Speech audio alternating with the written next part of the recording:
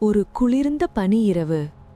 ஒரு பணக்காரர் தனது காரில் வீட்டை நோக்கி சென்று கொண்டிருந்தார். வீட்டின் வாசலில் நுழையப் போகும்போது கடுமையான பனிப்பொழிவில் மெல்லிய ஒரு கோட் மட்டுமே அணிந்து குளிரில் நடுங்கிக் கொண்டிருந்த ஒரு பிச்சைக்காரனை அவர் பார்த்தார். பணக்காரர் அவனை பார்த்து கேட்டார், இந்த அளவு குளிரில் ஏன் ஒரே ஒரு கோட்டுடன் இருக்கிறாய்?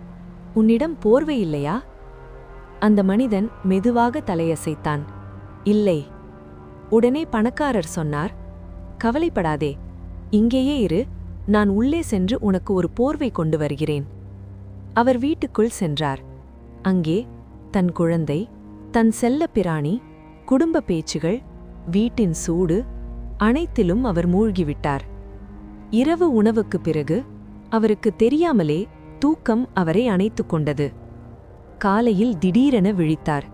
ஐயோ, நேற்று இரவு வெளியே ஒருவருக்கு நான் ஒரு வாக்குறுதி கொடுத்தேனே. போர்வையை எடுத்துக்கொண்டு வேகமாக வெளியே ஓடினார். ஆனால் அங்கே அந்த மனிதன் உயிரற்ற உடலாக கிடந்தான். இந்த கதையின் முதல் நீதி, நீ செய்ய முடியாத ஒன்றுக்கு யாரிடமும் வாக்குறுதி கொடுக்காதே. இரண்டாவது நீதி, அந்த மனிதன் தன் நம்பிக்கையால் உயிர் தப்பிருக்கலாம், ஆனால் அவன் மற்றொருவரை நம்பினான். யாரை நம்புகிறோமோ, யாரை சார்கிறோமோ, அவர்களாலேயே சில நேரங்களில் நாம் நம்மையே இழக்கிறோம்.